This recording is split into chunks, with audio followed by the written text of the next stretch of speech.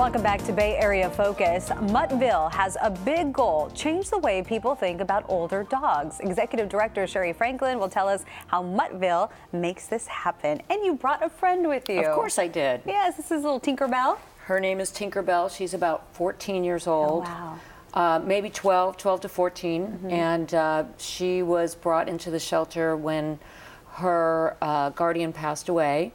And she ended up coming to Muttville. And Muttville is so important because you were telling me that, you know, a lot of the older dogs, they just get passed over because they're older.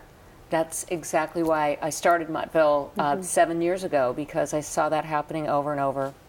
Senior dogs in shelters were more likely to be euthanized and considered unadoptable, actually. And we've really worked on changing that. And is it because of illness, or I think because that of the age? It's just due to age, and maybe they aren't cleaned up, and people have questions about their health. And I think it's we try and solve a lot of those problems and clean them all up and take care of their veterinary needs prior to adoption.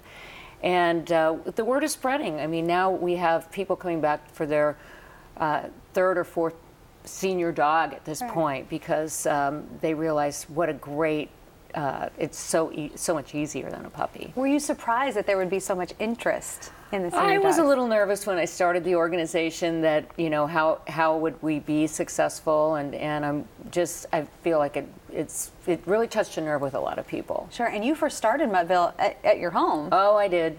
Yes, I did. So that but must now have we been have a a very shelter. busy place. Yes, it was a bit crazy. Is there a certain breed that's common that you see?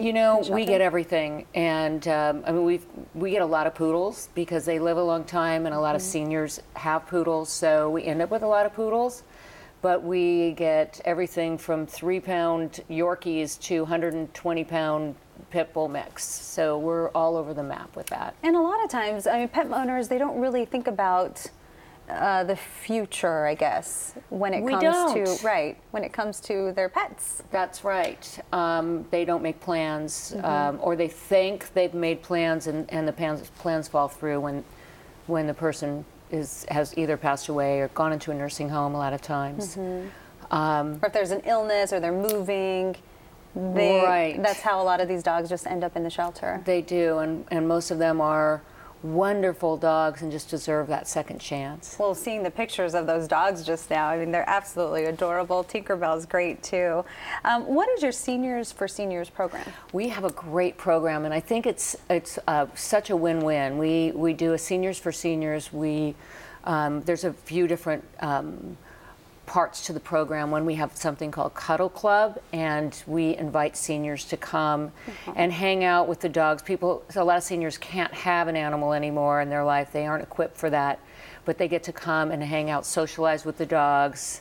And they've really created a community around it. It's pretty wonderful. And then we have our Seniors for Seniors adoption program, and that's really taken off. And we waive fees for seniors. We set them up with food and dog beds and dog bowls, harnesses, and really make sure that's a good match. I like the cuddling part, because I love the dogs just need to be cuddled. Tinkerbell looks like she's a cuddler. I know, that's what it looks like. So what kind of homes are the best homes for these older dogs? All of them.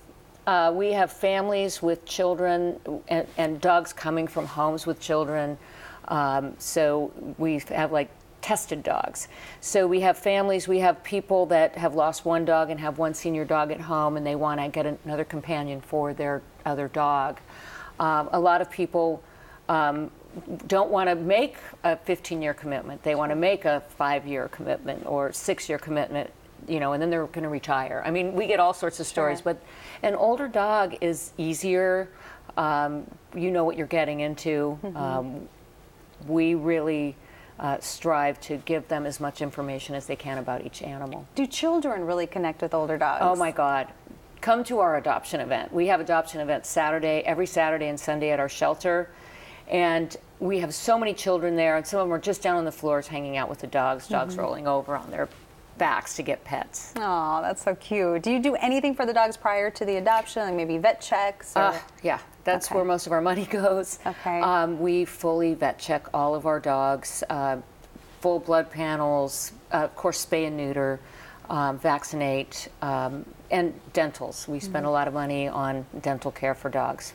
That's a big Brush one. your dog's teeth. Right, that's a big really one, the big health one. in Yes. your mouth. Yes. So the dogs that come from the shelter, are any of them abused, or they're... You know, it's all over the map. Okay. We do try, we get so many requests that we really try and take dogs that don't have any aggression issues, and some of them do come from more neglected situations. Dogs are very resilient, though. They learn to love, or they just want to be, they want to bond. Well, Sherri, thank you so much for coming on the show. And Tinkerbell, thanks for coming on, Tinkerbell's up for adoption. Tinkerbell's great. You hear that? Tinkerbell's up for adoption. For more information on adopting an animal through Muttville, log on to muttville.org. Again, that's muttville.org. Coming up, we'll talk with a Welsh-Egyptian director whose first feature film was a big hit at major festivals.